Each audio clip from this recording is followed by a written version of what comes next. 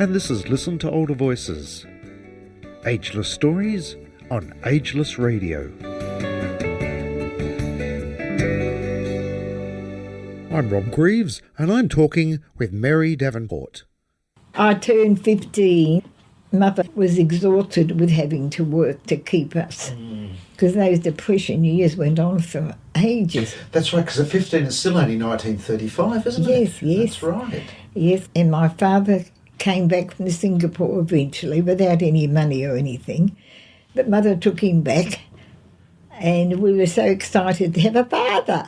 So, okay, I was wondering about that, because some kids might have responded like, well, who are you? Why, what right have you got to come back? But you embraced him coming back. Oh, I certainly embraced him. Right. And I've always adored my mother for helping him to come back. Did he stay with her then? Yes. So that's an interesting lesson he learned. It was a beautiful situation. Right. And I don't really uphold too much of this rapid divorce business of today. However, Well, your experience has shown that if the circumstances are right, no matter how far apart people grow, they can come back together. absolutely. And my father called her his Duchess. Come on, Duchess, yes. And so we were very glad. It was just before the war. Right. And we were glad to have him there as a support. Yes. Because the three girls, we of course would go out at night, and Melbourne was a massive blackout. You'd walk from the station in the dark, no lights in houses. That's right. And my father would never go to bed till his three daughters were safely home. I think we were a bit of a stress to him. That's the life of every father, especially with daughters. Oh. So your sisters, were they older or younger than you? Oh, older. So I was you were the youngest, younger one. yes. Right. But we had a beautiful family relationship, and so I'm very grateful for my mother. Now, you mentioned that you've had friends that you grew up with basically from a young girl. Yes. What did you and your friends used to do for entertainment then? Because you didn't have televisions and things like that. We didn't have anything, did No. we? Well, our family, my two sisters, myself and my brother, who was the oldest of the family, and he eventually went to university and on scholarships, which were very hard to get. But of course, Grandma encouraged it, didn't she? She Going did. to be educated, and the girls are going to be educated. It would have been too frightened not to have been, I think. Oh, absolutely. And so we were always having musical evenings at home with the mother with her pianoforte skills, and everyone would be singing round the piano. Were your friends ever invited round for that? Oh, yes. We were very social. Right. And it didn't cost anything.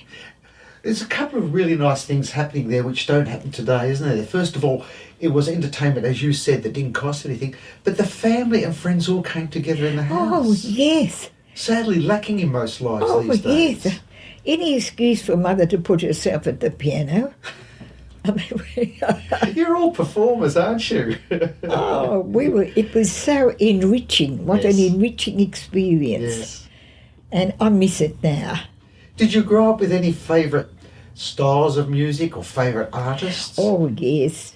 My sister used to do the Dying Swan in Swan Lake. My mother played the piano. She'd end up on the floor.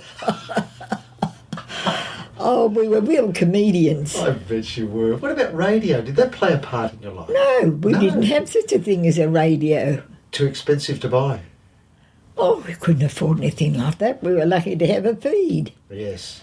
What about after the Depression years? When do you remember getting your first radio? Yes, when my brother got through university and he went to work, because he got through on scholarships with everything, and the first Christmas that he worked, he bought the family a radio. Oh, we were wrapped. And we had Dad and Dave for years. Yes, that's right. That was a wonderful series. Dad and Dave, yes. Was it a big cabinet one or a small? Oh, only a small one, only a mantle very one? inexpensive one. Yes, but even so. But it was wonderful. Yes. And so when I think of the radio, I have my thoughts back to that September night, the Sunday night, about 9 o'clock at night. Everything stopped on the radio and said, "We have an announcement to make." And we were all sitting in the dining room listening to some rubbish on the radio. And the announcement was, "We are at war with Germany."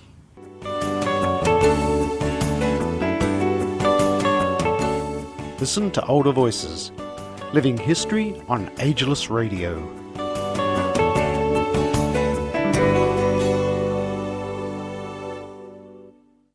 Well, oh, my father said, everything will change.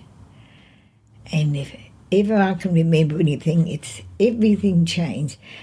Even our lifestyle changed. I was 19 years of age, so we had a lovely group at the church. Right. But all the boys disappeared. They had to. Of course, of course. There's only the girls left. Yes. And then we had the rationing. Well, the rationing of the food rationing and the clothing rationing. It was pretty severe. So what, you had the coupons and things? Oh, we had the coupons. Right. And so, we got through with it, of course. Of I mean, course. you did.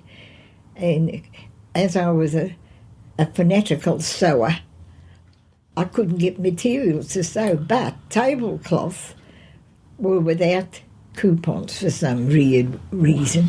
So I would get a couple of tablecloths and make a blouse or a skirt out of that. Right. How clever is that? Oh, I was very clever. Yes, very you clever. must have been. Oh, yes, Yes. yes. And at one stage, when I eventually, when the war was nearly ending and I knew my husband was coming home, I thought, now I've got to get a proper dressing gown. So I was able to get a grey blanket without coupons. And out of the grey blanket, I made a dressing gown, which my husband loathed, I might add. He was And so to brighten it up, I bought one coupon's worth of pink satin to put on the collar and the buttons. But we had to work those, and the wonderful thing of coupons was we no longer had to wear stockings to work.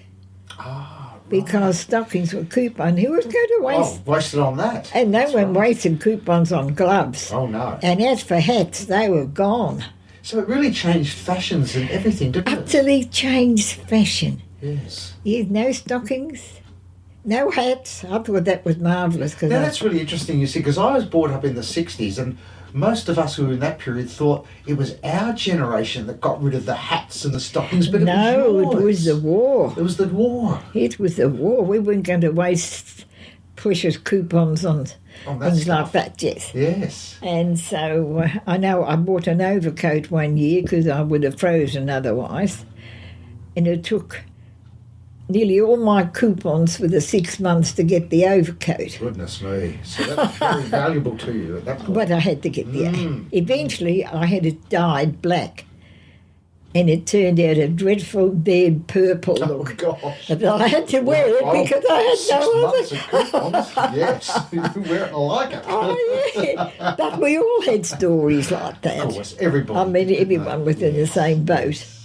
Now, you mentioned husband. We've jumped a bit here. Let's go back to you as at 19 or 18 and 19. Did you go to dances as a young girl? Yes, we used to entertain the servicemen who were all pretty, and we would sit around hopelessly around the walls, and one or two might get up and dance. But Did you the get to dance? YMCA used to ring up. I went to work at an insurance company called the TNG, and the YMCA would ring up. I think it was the YMCA, something like that.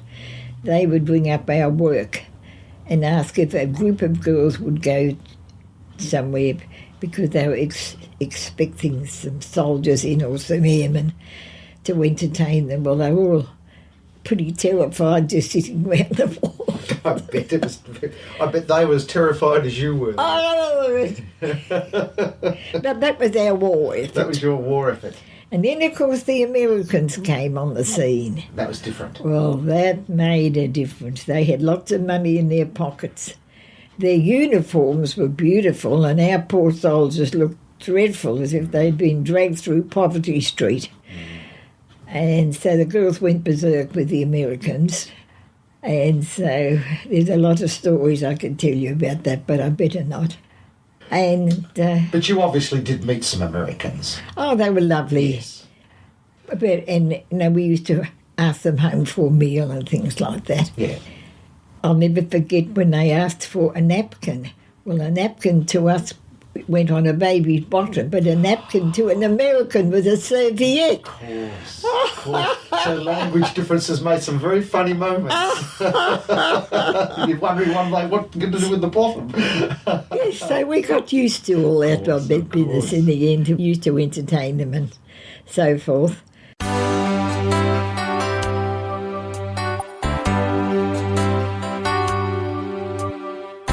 Do join Mary and I next week as she continues her wartime stories, including how she met Frank Davenport at a dance. Well, where else? Their meeting really started a lifetime journey for Mary, which she willingly shares with us. That's next week, Mary Davenport on Listen to Older Voices.